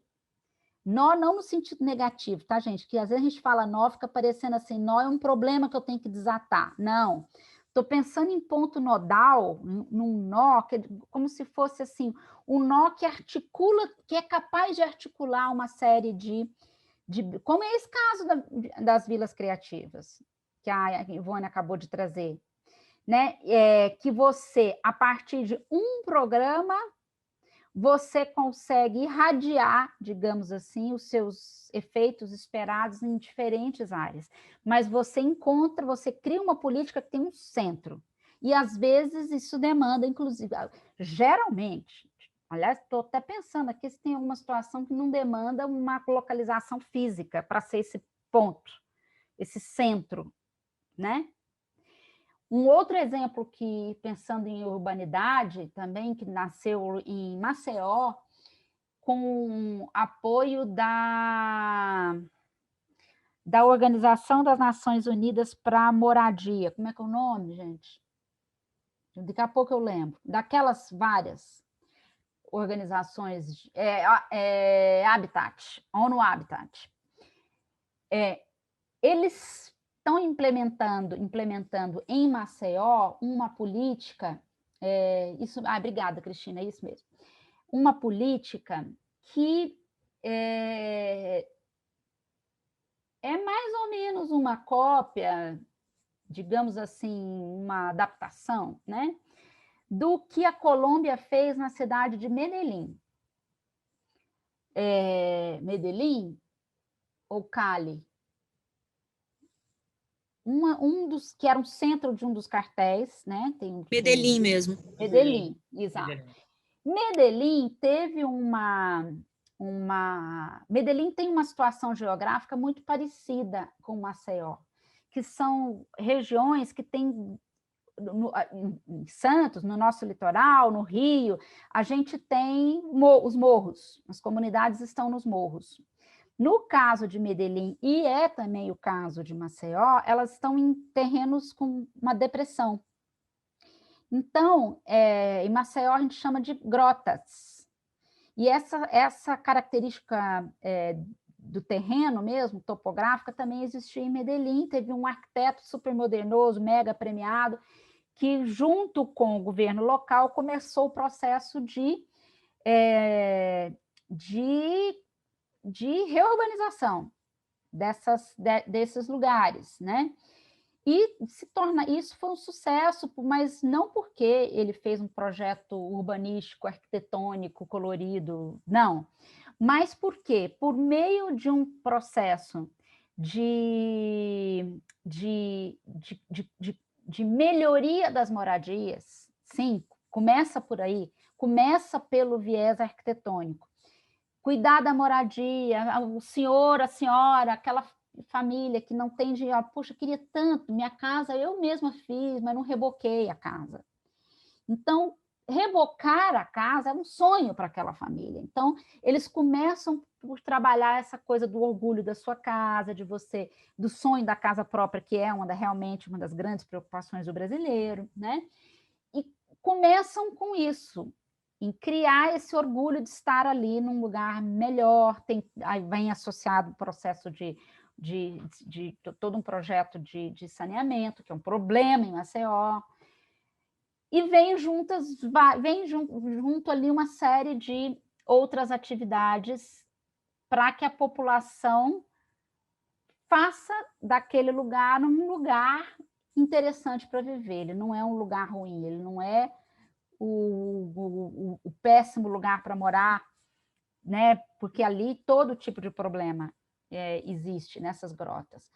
Então, eles estão fazendo esse processo. Mas, veja, é um conjunto de políticas públicas que tem a base no território, está fincado naquele território. Que a mesma política se replica, né? Assim como em Santos, nas várias vilas criativas, nas várias grotas, você vai reproduzindo, vai criando isso. Né? E o dinheiro vem, boa parte do investimento, claro, tem contrapartida do governo do estado, mas boa parte da consultoria técnica, e eu acho que algum investimento também, não tenho certeza, acho que não, acho que é só da consultoria técnica que vem da ONU Habitat. Então, dá para a gente pensar também nessas interseccionalidades aí de políticas públicas para construir esse projeto aqui. Eu vou tentar voltar, pessoal, só para a gente concluir esse modelo espiral aqui, né? Então, tá, criou os objetivos do programa, mas aí eu venho para o item 4, contexto geral.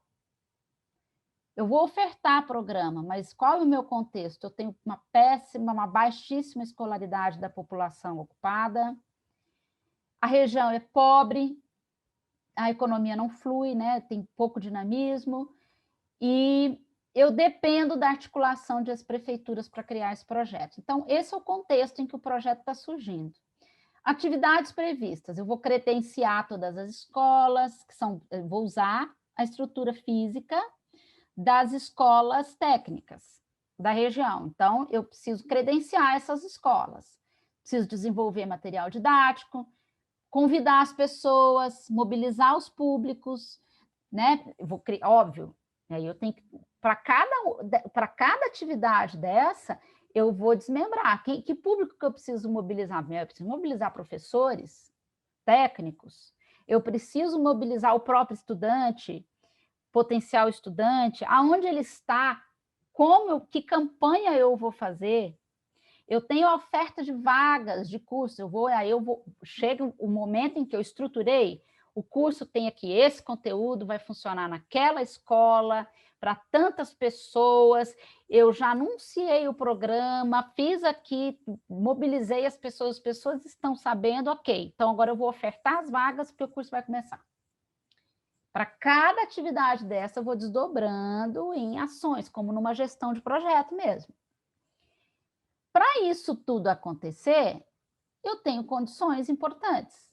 Eu tenho que ter escola técnica que tem alguma experiência em cursos que são mais curtos, eu preciso de ter alguém que conheça um pouco da área de turismo.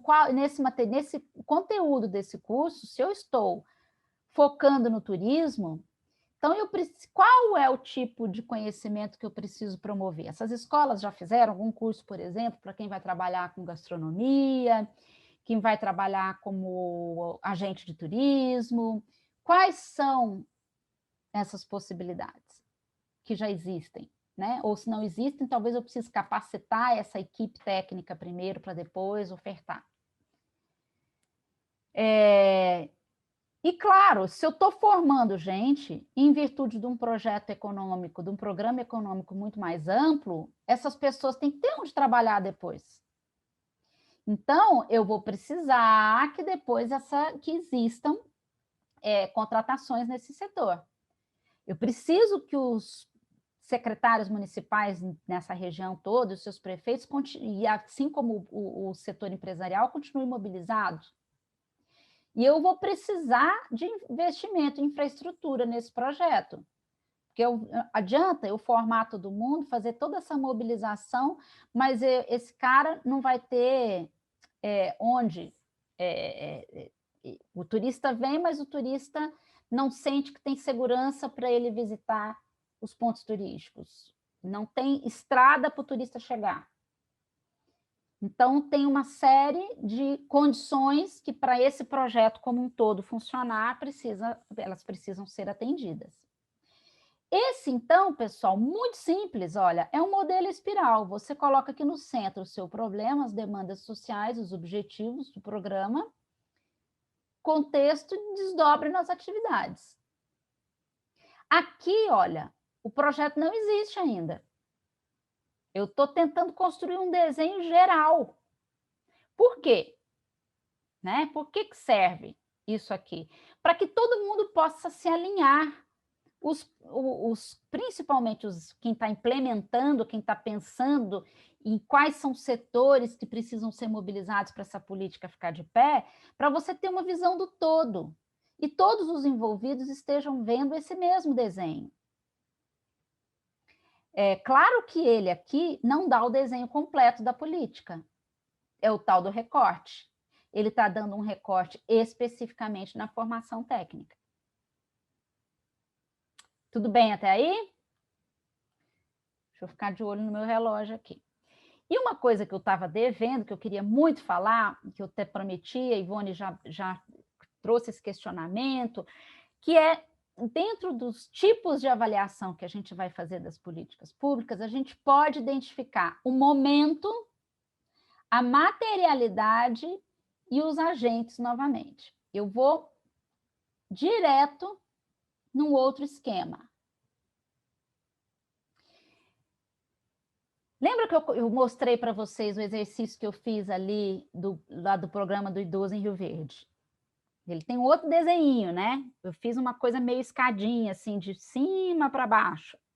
O modelo espiral, ele tem uma pequena espiral aqui no problema e ele depois faz uma órbita maior para mostrar as condições, as atividades. Esse quadro que está na tela para vocês agora, ele traz as mesmas perguntas, só que ele faz isso num esquema maiorzão. Por que esse esquema maiorzão é usado aqui para a gente tentar entender em que momentos a gente cria sistemas de análise dessa política pública?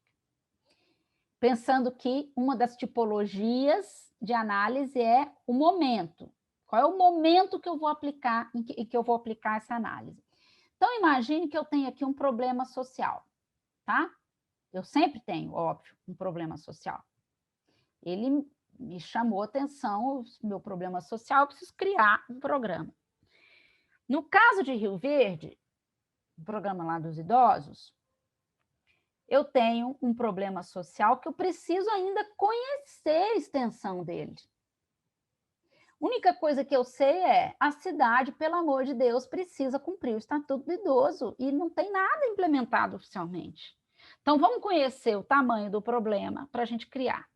Então, nesta fase de diagnóstico, uma nomenclatura que a gente usa é a avaliação ex ante. Não me pergunte por quê, tá? Vamos traduzir isso aqui para avaliação diagnóstica. Significa, eu vou fazer essa avaliação anteriormente à aplicação do meu projeto. Então, eu posso usar os dados, que nem eu citei naquele exemplo, né? Onde que tem dado aqui que eu posso usar? E posso também aplicar a minha própria pesquisa, como eu sugeri ali, a gente criar grupos de discussão com os idosos, para entender o que eles preferem. Eu posso tentar conversar com os técnicos que atendem essa população idosa nas unidades de saúde. Eu posso também implementar os meus próprios métodos para compor um diagnóstico mais completo. Esse diagnóstico, deixa eu ver se eu consigo acompanhar vocês aqui. Esse diagnóstico vai me ajudar a desenhar o meu programa social, o meu projeto social, o meu programa, minha política. Ok, vou criar meu programa aqui. Mas, esse programa, como eu criei de uma maneira muito genérica. Talvez eu possa ter usado até um modelo em espiral aqui para criar o meu programa, que é esse que eu voltei aqui no slide. E o meu objetivo, olha, tanto é que aqui no modelo em espiral, o objetivo ele é bem genérico, ofertar programa regional de qualificação. Só que, nesse modelinho aqui, eu vou fazer uma avaliação prospectiva, que geralmente é feita com a ajuda dos técnicos. Então, eu montei o meu programa social, mas eu preciso especificar melhor esses objetivos. Aliás, eu preciso especificar no ponto em que eu crio metas a serem alcançadas. Eu só consigo estabelecer uma meta coerente, uma meta que não seja viagem total, que nunca vai ser, nossa, acabar com a pobreza de Maceió. Oi? Não vai ser o projeto Grotas, né, que vai acabar com a pobreza em Maceió. Acabar com o tráfico na Colômbia com o projeto em Medellín. Hello, não vai funcionar. Então, eu preciso estabelecer os objetivos de uma maneira bastante realista. Essa avaliação prospectiva, ela serve para isso. Ok, saí de um problema, vi o tamanho dele, especifiquei qual é o foco do meu programa, mas agora eu preciso provavelmente de painéis técnicos mais detalhados para eu estabelecer muito bem quais são esses objetivos. Quem é que faz isso muito bem? Quem trabalha com planejamento estratégico. Quem trabalha com planejamento estratégico, essas metodologias, né, mais ágeis de você definir, né, onde você quer chegar, como é que vai ser, qual o seu objetivo, como é que você vai medir, qual é o seu indicador de desempenho. Essa galera tem uma série, tem o Scrum, né, que é aquela metodologia, tem várias metodologias de planejamento estratégico que você usa para definir esses objetivos aqui. Mas isto é um sistema de avaliação que você está fazendo pesquisa com técnicos aqui, com quem entende disso e vai poder te dar uma dimensão. Poxa, a gente consegue ir tão longe? Ou não, esse movimento, esse objetivo está muito tímido, não vai nem fazer cócegas no nosso problema. Então, você cria aqui, nesse momento, a avaliação prospectiva. Ok, eu tenho os meus objetivos, e eu tenho, óbvio, o que é mais importante aqui, o meu público-alvo. O meu público-alvo, que vai estar, por sua vez, devidamente descrito, né? De repente, o meu projeto lá em Rio Verde, considerando o diagnóstico que eu fiz, o que eu consigo resolver, eu digo, olha, o meu maior problema realmente está na incapacidade de atender esses idosos no Sistema Único de Saúde. Então, e o meu problema está focado para aqueles que já têm mais de 75. Então, eu vou criar, possivelmente, um programa com esse foco, com essa prioridade, já que eu preciso cada vez mais chegar nos recortes. Então, para esse público de 75, eu preciso resolver o problema da demanda não atendida por atendimento de saúde. Eu vou especificar recursos, eu vou criar algumas alternativas para melhorar o fluxo de atendimento. Eu posso criar centros de referência, unidades específicas para isso, eu posso ampliar o meu programa médico da família para fazer essa uma ação mais preventiva diretamente nas casas, nas moradias. Eu posso fazer atendimento móvel. Eu vou definir exatamente quais são os meus produtos desse meu projeto e quais são as atividades que eu vou ter que desempenhar. Um produto, por exemplo, como a Cissa contou ontem, foi esqueci o nome, da van que faz os consertos, né, nas cadeiras de roda e outros equipamentos usados pelas pessoas. É para a oficina. Isso, para a oficina. Então, esse é um produto palpável, você vê. Então, um centro de referência em geriatria é um produto palpável, um atendimento móvel é um produto palpável.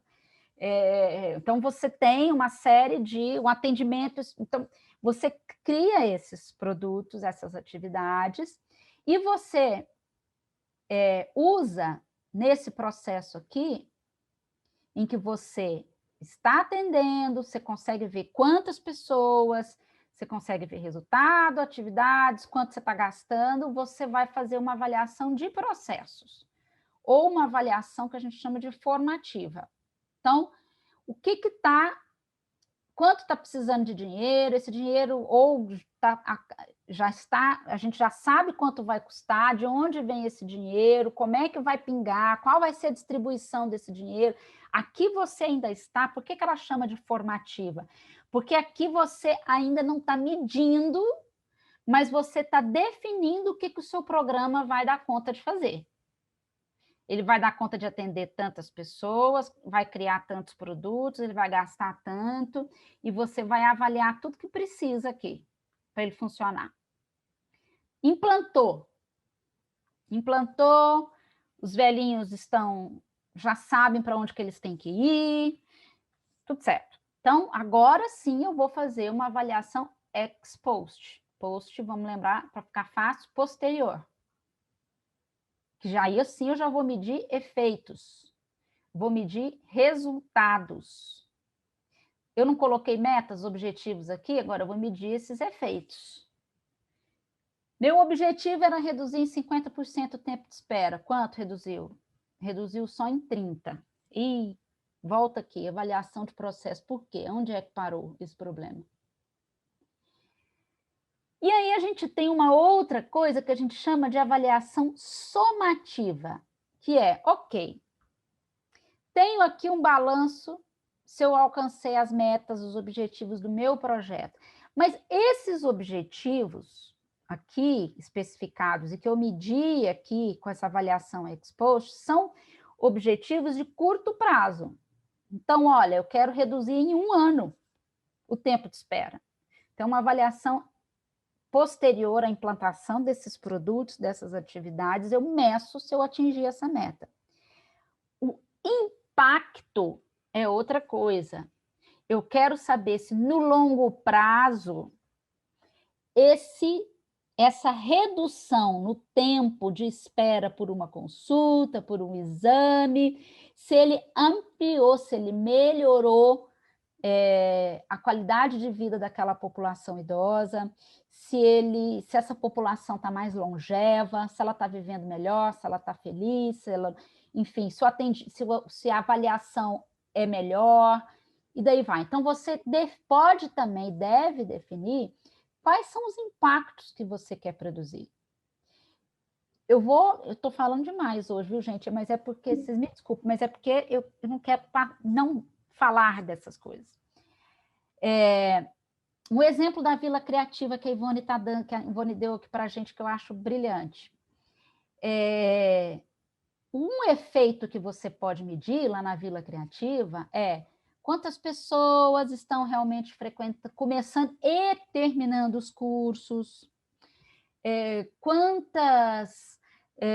quantos negócios essas mulheres que frequentam conseguiram abrir, quanto melhorou a renda dessas pessoas ao longo de um ano. Então, você consegue definir alguns efeitos aqui mais imediatos. Mas, para medir o impacto do problema social, a gente tem que lembrar por que toda essa história começou. Então, eu vou poder medir, por exemplo, mais no longo prazo, se houve um incremento nos índices de segurança pública, que é um número difícil de mudar. Se houve uma melhoria no desempenho escolar, se houve enfim, a gente tem impactos aqui do ponto de vista tanto social quanto econômico de mais de mais longo prazo. Né? Então, esse desenho, eu acho que é um desenho muito interessante que a gente vê, poxa, eu achava que a avaliação vinha só aqui, a análise da política social. Não, você pode usar a análise em vários lugares. E, claro, cada analista, cada pesquisador tem uma habilidade especial. Tem gente, galera, gente que não parece comigo, de jeito nenhum, mas que é brilhante em manusear bancos de dados com estatística, e cruza dados, e chega a respostas assim que você fala, uau, o gênio da matemática, da computação, não sou eu.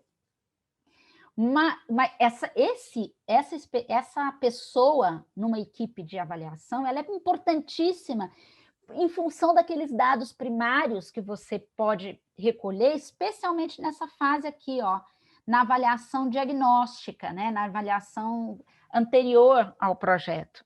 Professor, oi, pode falar, Aline. A senhora não acha que tudo isso falta um pouco no nosso país, que é tanto essa avaliação prévia, quanto essa avaliação se realmente as políticas estão sendo tanto de curto quanto de longo prazo, quanto do impacto? Sim. A de longo prazo, então, Aline, nós somos um país tão imediatista. Eu até acho que essa avaliação aqui, ó, ex post, que ela é mais fácil de fazer, porque se você especificou bem os objetivos, e você aqui já no seu desenho do seu projeto, você já identificou como é que você vai medir, nem que seja assim, olha, o cara do posto de saúde tem que preencher esse papel aqui. Não tem computador, não tem sistema, é ridículo pedir para preencher papel, mas não tem outra opção. Mas você tem que pensar, nem que seja preenchendo papel. Mas depois você sabe exatamente o que você tem que medir. Talvez a gente tenha equipes que façam de uma maneira, porque está dentro do ciclo mais visível do programa, né? Que é essa coisa de começo, meio e fim. Então, geralmente isso está mais fácil. Agora, essa avaliação somativa, eu concordo com essa, é muito difícil. Você precisa de uma equipe que dê conta de avaliar os mais diferentes e possíveis impactos num programa. De repente, lá em Santos, você teve um índice, uma queda nos indicadores de criminalidade, mas para você saber qual foi exatamente a contribuição das vilas criativas nisso, demanda um trabalho de depuração do dado que é muito difícil. Então, essa aqui é muito difícil. Agora, a gente está apresentando aqui aquilo que seria um modelo ideal, né? E talvez em projetos menores que você consegue implementar. Às vezes, não necessariamente na iniciativa no governo, mas às vezes em projetos de ONGs, de fundações, você talvez consiga ter um pouco mais de controle do seu ambiente. Talvez uma secretaria menor, como a secretaria da CISA, você consiga.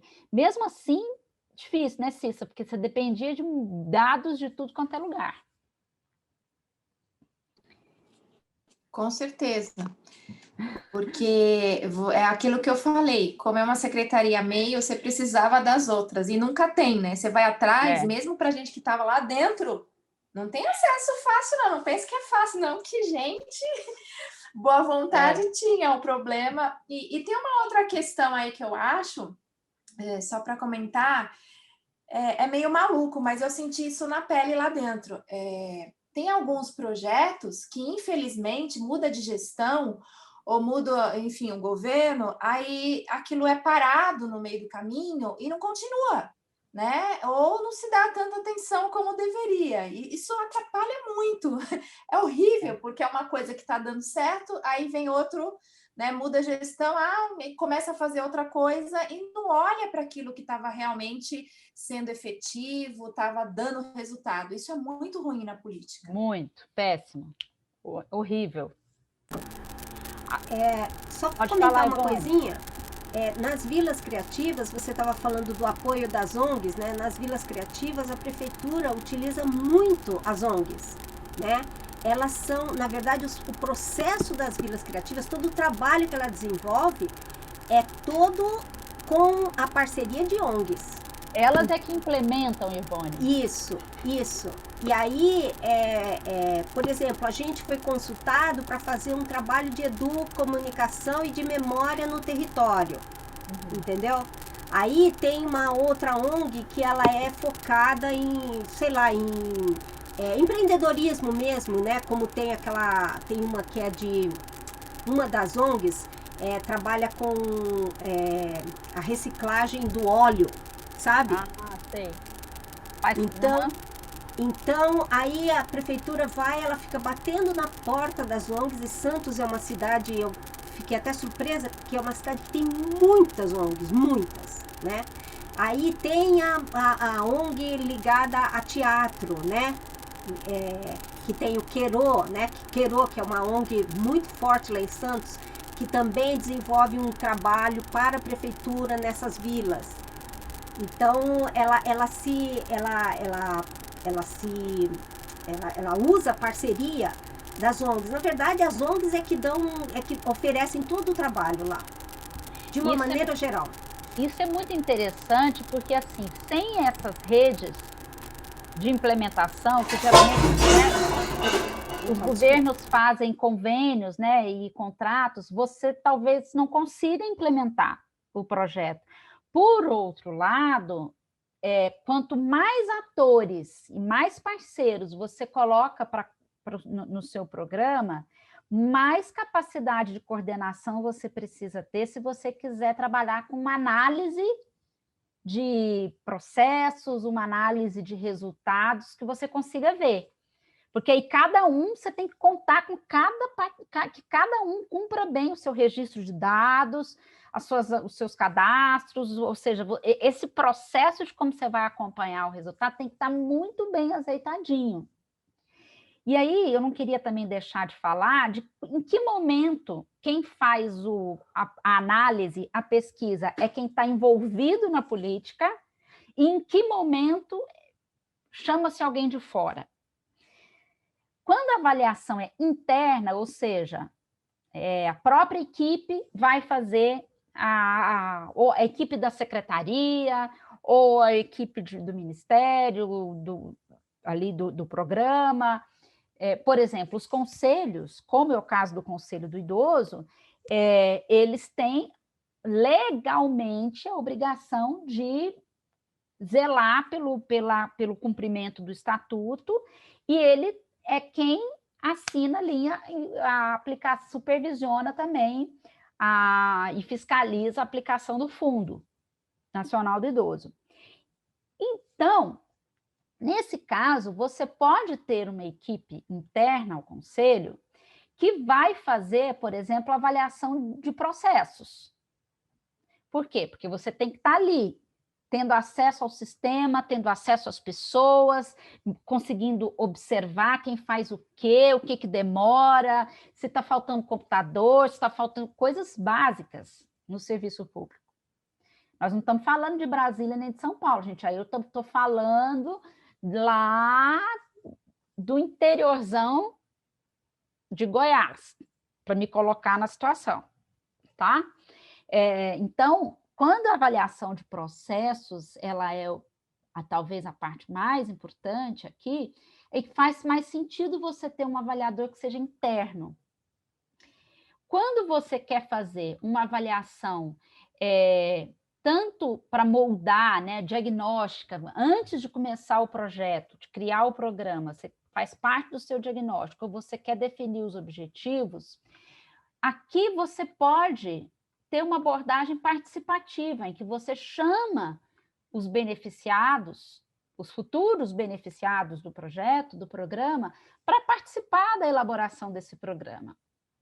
Agora, a avaliação externa, ela é fundamental para você, especialmente quando você vai fazer uma avaliação de efeitos no sentido que depende, por exemplo, que tenha uma avaliação que tenha talvez uma característica mais relacionada a uma auditoria. Aí você precisa de alguém de fora que faça uma avaliação externa, um olhar externo, para identificar, olha, onde é que faltou, o dinheiro foi para tal lugar, demorou, parou aonde, e não só financeiro, tá? Muitas vezes, quando o próprio serviço público vai analisar o seu projeto, e a mesma coisa acontece na iniciativa privada, ninguém gosta de ser avaliado, né, gente? Ser avaliado é duro. Então, muitas vezes, se você for deixar o processo mais de autoavaliação do servidor que está envolvido ali, vai ter uma dificuldade de você ter talvez uma percepção real no olhar, por exemplo, do público, se funcionou, se não funcionou, se o dinheiro está bem aplicado ou não. Então, uma avaliação mais independente é muito importante nessa hora. Que aí também é um outro problema, viu, Aline? Porque para você contratar avaliador independente, você também, no governo, você tem que licitar. Ah, você precisa de um auditor, você vai ter que licitar esse auditor, não é? E aí, enfim, outra questão. E aqui, a gente está... Se a gente traz esse mesmo quadro, e aí eu vou parar por aqui para não matar vocês, tá? Esse mesmo quadro, a gente traz uma avaliação de ciclo. Olha, lembra que a gente viu, né? A gente tem toda política, tem o seu ciclo. O diagnóstico, desenho a política, implementa o processo, controla os resultados, avalia o custo, se valeu o custo, etc. Então, eu posso também, da mesma maneira, olhar o desenho como se fosse uma linha do tempo. Eu construo a minha proposta de análise da política pública como se fosse uma linha do tempo. Então, o que eu vou analisar no diagnóstico, no desenho, no processo, e assim vai. E vou parar aqui, amanhã a gente vai fazer o mapa de resultados e processos, aí sim nós vamos já começar a aplicar aqueles 3 casos. Para a gente escolher, bem, gente de Deus, quais são os métodos que eu vou usar na avaliação de diagnóstico? Poxa, eu posso analisar dados estatísticos, que são métodos quantitativos, mas eu também posso usar opinião das pessoas.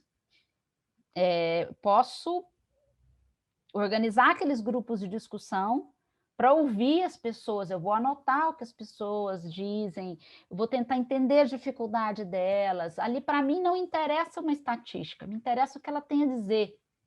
Então, eu vou aplicar um método qualitativo. Hoje, os grandes métodos, né, a gente sempre divide, e tem também o método misto, que é quanti-qualitativo, que você mescla, que geralmente são os mais eficientes, em que você combina tantos métodos que vão ter um foco num número, você vai conseguir expressar ou um problema ou um resultado na forma de uma estatística, ou você não depende desse número para compreender o problema ou compreender o resultado. Então, você vai olhar do ponto de vista qualitativo.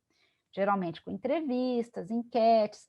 Às vezes, por exemplo, você, quando vai fazer uma análise dos textos das políticas, lembra que eu citei, numas últimas aulas, eu citei, olha, a gente pode também fazer uma análise da materialidade da política pública. Poxa, essa política é bem feita? Não estou nem pensando em como eu estou implementando. Quero saber se ela foi pensada bem. Estatuto do Idoso, vou ler o estatuto aqui. Quero fazer uma análise da materialidade dessa política, tudo que está escrito, previsto ali. Eu posso fazer, inclusive, uma análise de conteúdo dela. Ou eu posso fazer uma análise do discurso sobre as políticas de saúde, como foi o caso das minhas colegas que fizeram análise de discurso das falas dos ministros da saúde nas assembleias da OMS. Então, isso é uma metodologia qualitativa. Ela analisa o quê? O discurso do ministro. Por que isso pode ser importante? Porque, como a principal autoridade da saúde, ele demonstra qual é a preocupação da política de saúde e para onde ela está indo. E isso demonstra viés ideológico, isso demonstra prioridade para aplicação de recursos, isso me ajuda a entender. Não é uma metodologia para você medir o resultado da política de saúde, mas é um processo talvez mais acadêmico para você entender como é que aquilo foi concebido. E aí a gente fala depois, amanhã, do mapa de processos e resultados, que é um outro esquema que eu tenho aqui, trouxe aqui para vocês, vocês podem dar uma olhada e a gente amanhã pode fazer. A ideia é a gente terminar aplicando os nossos estudos de caso sobre esses esquemas, esses mapas, que tem uma outra abordagem. Ufa, pessoal, falei que nem uma louca hoje. Já acabou. Acabou. Falei 2 horas sem parar, Aline. Como assim já acabou? Pessoal, comentários finais, como é que vocês estão? Vocês estão vivos? Pelo amor de Deus. Então, vocês esperem a vacina. Estamos sobrevivendo. Vamos esperar a vacina, que eu não tô aqui, tô entrando na fila várias vezes. Não sou povo, enfim, tem gente furando fila já, né? É como quase tudo, né? Porque Imagina. Vergonha, né, gente? Mas é isso, pessoal. Obrigada, então, por estarem aqui. Obrigada por acompanharem até o final. A gente se vê amanhã. Tá bom? Beijo. Obrigada para vocês. Tchau. Tchau. Até.